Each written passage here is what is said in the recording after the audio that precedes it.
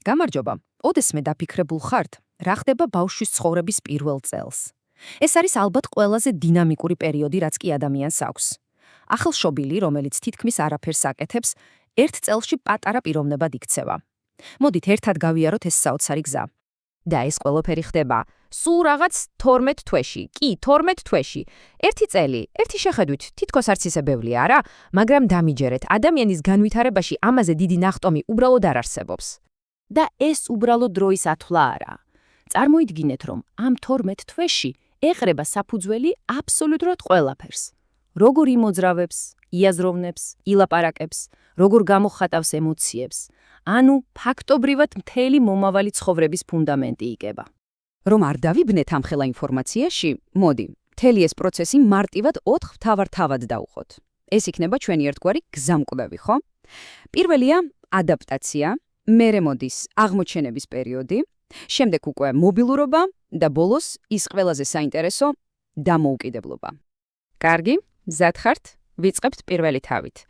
ეს ყველაზე ნაზი და ალბათ ყველაზე კრიტიკური პერიოდია. პატარა ეჩვევა სრულიად ახალ სამყაროს და სწორედ აქ ყალიბდება ის პირველი ჯადოსნური კავშირი მშობელთან. და იცით რა არის საინტერესო? თითოეულ ეტაპს ორი მხრიდან შევხედავთ. რას აკეთებს და სწავლობს თავად ბავშვი და მეორე მხრივ რა არის მშობლის როლი ამ დროს. იმიტომ რომ ეს ნამდვილი გუნდური თამაშია. აი ამ დროს ხდება სასწაული, რასაც ყველა მშობელი ელოდება. პირველი გაცნობიერებული ღიმილი. ეს უკვე არაა უბრალოდ რეფლექსი, ეს არის პირდაპირი მესიჯი. ხედავ და მიხარიხარ. ამავე დროს მისი ტვინი ღრუბელივით ისრუტავს ინფორმაციას, აკვირდება თქვენ სახეს, თვალსაყოლებს, მოძრავ საგნებს და ნელ-ნელა საკუთარ სხეულსაც აღმოაჩენს. აქ არის ერთი ოქროს წესი, რომელიც უნდა დავიმახსოვროთ. ახალშობილს ყურადღებით ვერ გააფუჭებთ. პირიქით, როცა მის ტირილს მაშინვე პასუხობთ, თქვენ მას ნდობას და უსაფრთხოებას ასწავლით. და ის თამითაემ, ანუ მუცელზე წოლა, ეს მისი პირველი პერსონალური ვარჯიშია, რომელიც მომავალი დიდი მოძრაობებისთვის ამზადებს. კარგი, გადავინაცვლოთ მეორე თავში. აქ სურათი რადიკალურად იცვლება. ის პატარა პასიური არსება უცებ აქტიურ მკვლევრად იქცევა. მისთვის მთელი სამყარო ერთი დიდი საინტერესო სათამაშოა. და ისევ, მოდი ვნახოთ, რა ხდება ორივე მხარეს. რას შრება ჩვენი პატარა აღმომჩენი და როგორ შეუძლია მშობელს ამ თავგადასავალში დაეხმაროს. ალბათ ერთ-ერთი ყველაზე ტკბილი ხმა, რაც გიგსმენიათ, პირველი ხმამაღალი, სიცილი, სწორედ ამ პერიოდში ჩნდება. ბავშვი უკვე მიზანმიმართულად იღებს საგნებს, ყველაფერი პირში მიაქვს. იცით რატომ? ეს მისი სამყაროს შესწავლის მეთოდია. და როცა საკუთარ სახელს ეხმაურება, ეს უკვე პატარა პიროვნების ჩანასახია. მშობლის როლიც იცვლება. ახლა მთავარია შევუქმნათ უსაფრთხო სივრცე ამ კვლევისთვის. დაიწყება ალბათ ყველაზე მხიარული და ხანდახან ქაოსური ეტაპი, მყარი საკვების დაგემოვნება. აქ მთავარია გვახსოვდეს, რომ თავიდან მიზანი არა დანაყრება, არამედ ახალი გემოების და ტექსტურების გაცნობაა. ეს მისი პირველი კულინარიული მოგზაურობაა. მივედით მესამე თავამდე.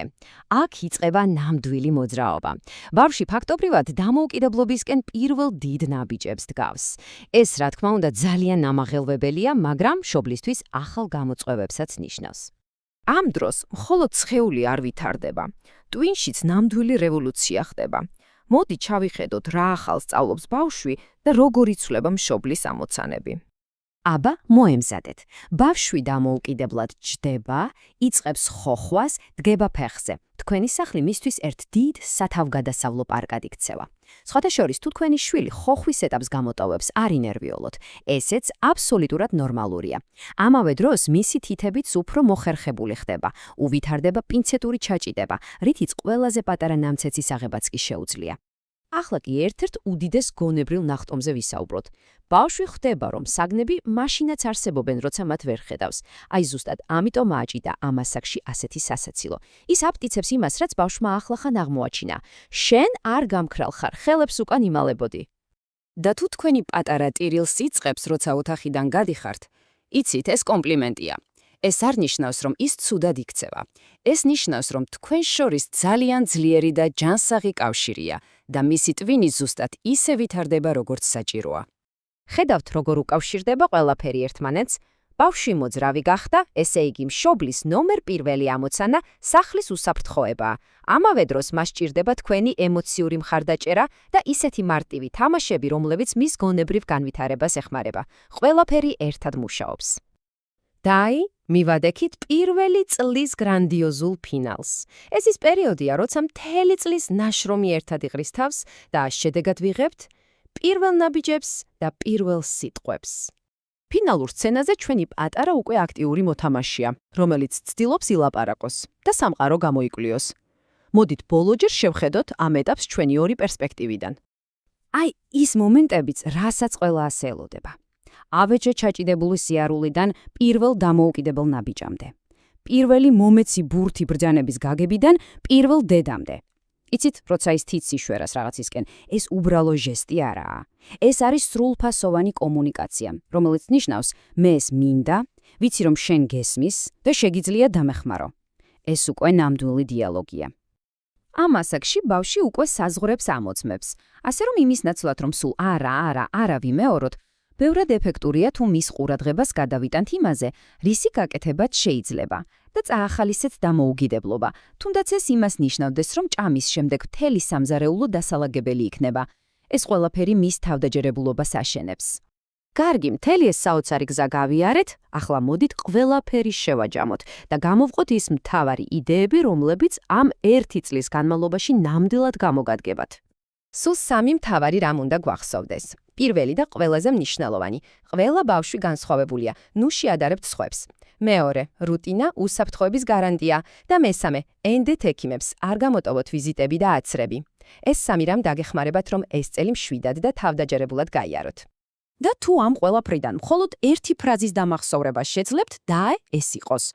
თქვენი შვილის განვითარება ეს მისი პირადი უნიკალური მარათონია და არა სხვისი სპრინტი. თქვენი როლი კი მისი ყველაზე დიდი გულშემატკივრობაა და არა საჯობა. და ბოლოს, მინდა ერთი წამით დაფიქრდეთ, რა იყო ყველაზე მოულოდნელი ან გასაოცარი რამ, რაც თქვენი შვილის ამ პირველ წელში აღმოაჩინეთ.